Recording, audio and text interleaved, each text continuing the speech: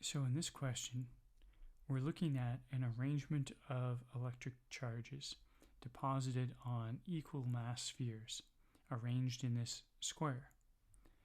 So it would have taken work to bring these charges near one another because they're all positive charges, so they would be repelling one another. There would be a force between each one of these charges and all the other ones. So that means that this system, like as a whole, like this whole system, has a stored up amount of energy, specifically electric potential energy. And then we're asked for the speed of each sphere when they're very far apart. Now, the speed is related to energy as well, the kinetic energy. And then very far apart, well, that's going to be when our location, our distance, is basically at infinity. So that's what these kind of breaking down what the question is telling us about the situation. Okay. So let's just remind ourselves, because this looks like an energy question, that energy is conserved.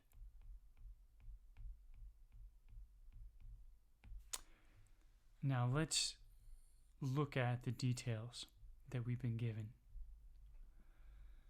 Well, there are some helpful qualities in this arrangement of objects. One is that we're going to note that the charges, the electric charge on each one of these spheres, is identical. So that's helpful. That should simplify our analysis a little bit.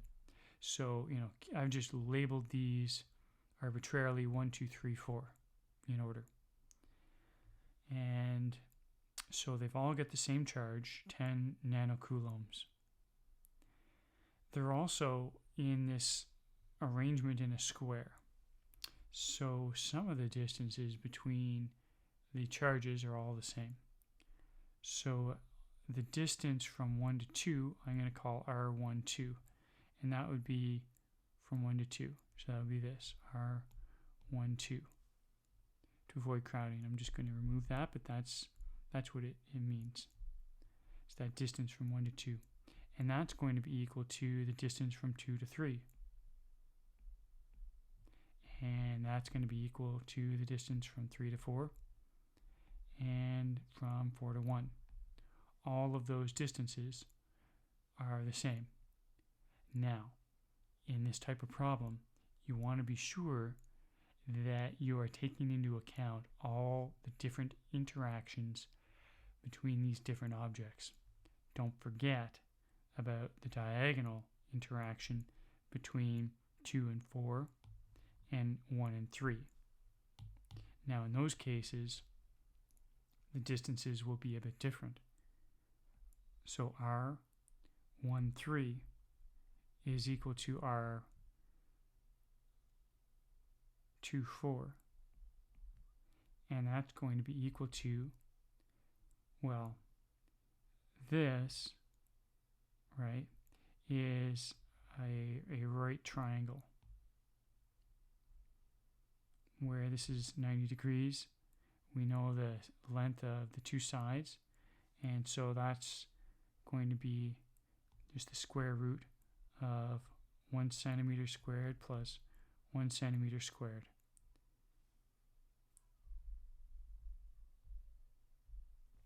Okay, so that is going to be the square root of 2 centimeters. Okay, so that's our setup with all our values. And if I wanted to, we could also note that all these charges are equal to 10 nanocoulomb. Okay, and that all these R's up on this line are 1 centimeter.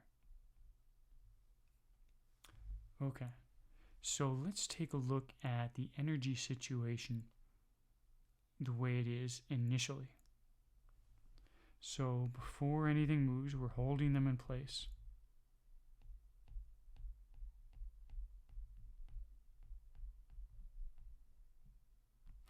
Well, there is no kinetic energy.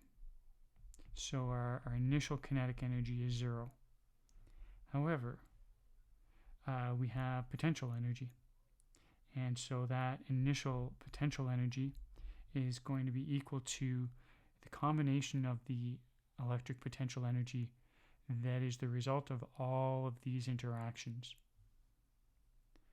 So we're going to have a potential energy as a result of the interaction between 1 and 2, 2 and 3, 3 and 4, 4 and 1, and 1 and 3, and 2 and 4. Now notice that I grouped them in a specific way. And the reason I did that was that there are some nice repetition of values that we can use to simplify our work here. Because really, all of these terms are the same term. And so are these two. So really, we can write this as 4 times k. They're all the same q. So this is really just qq. So I'll just say q squared over, I'll just say r12 because they're all equal. r12, 2, 3, 3, 4, 4, 1. All equal to 1.0 centimeters. And that is then added to 2 of these. We've got 2 of those interactions where we've got k, and again the charge values are the same, so this is just q squared over r, and I'll just use r24 to represent those two because they're the same. Okay, so at this point what we can do is fill in our values. This is going to be a lot of values, so I need some room. Okay, so our k value is our Coulomb constant, which is 9 times 10 to the 9 Newton meter squared per Coulomb squared. And then we've got our q value, which is 10 nanocoulombs. Nano is 10 to the negative 9, and that's squared. And then the distance there is 1 centimeter. All right. And then in the next term, we again have Coulomb's constant, so 9 times 10 to the 9 newtons meter squared per Coulomb squared. Not a very good square. There we go. Okay. And then we have again Q, which is 10 times 10 to the negative 9 coulombs. And that's over our R24, which is in fact the square root of 2. The square root of 2 is going to work out to 0.01414 meters. Okay. And so if you work all that through, you end up with an initial potential energy of 48.7 times 10 to the negative 5 joules. Now that's a fairly small number, but if we look back at our setup, the charges are relatively small. They're to the nano, so that's 10 to the negative 9, and so that seems reasonable. Okay, so this is the amount of energy that we start with, right? So so E initial is equal to, our K initial plus our potential initial, and that's just our potential, because there is no kinetic. Okay, so now let's consider the situation where spheres are far apart.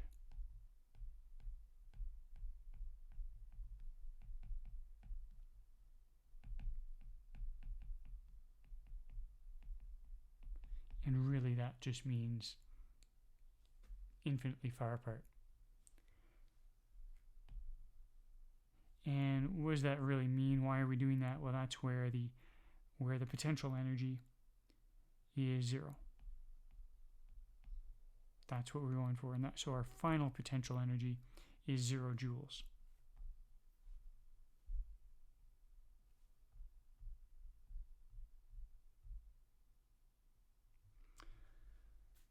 All right, well, let's just write down as a reminder that we have conservation of energy, and so we have U initial plus K initial has to be equal to our U final plus K final. And we know that our initial K is 0, our final U is 0, and so we're left with UI has to be equal to KF. And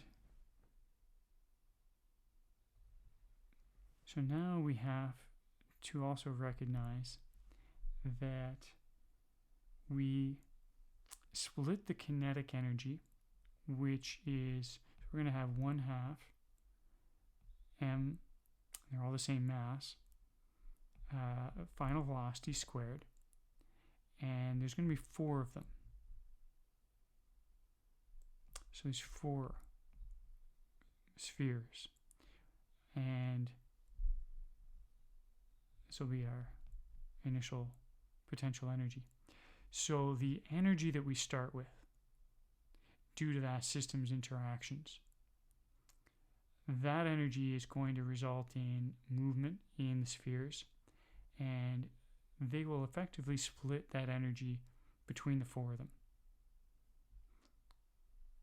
Okay, so let's just get an equation for what we want, which is the final velocity. That's going to be UI over 2m to the square root. And now we can substitute in some values. We know the energy we're starting with, 48.7 times 10 to the negative 5 joules over 2. And their mass is all the same. It was 1 gram. So 10 to the minus 3 kilograms. And so we get a final velocity of 0.49 meters per second. Okay, so this was a conservation of energy question where we stored up energy, potential energy, by bringing these charges together in that arrangement.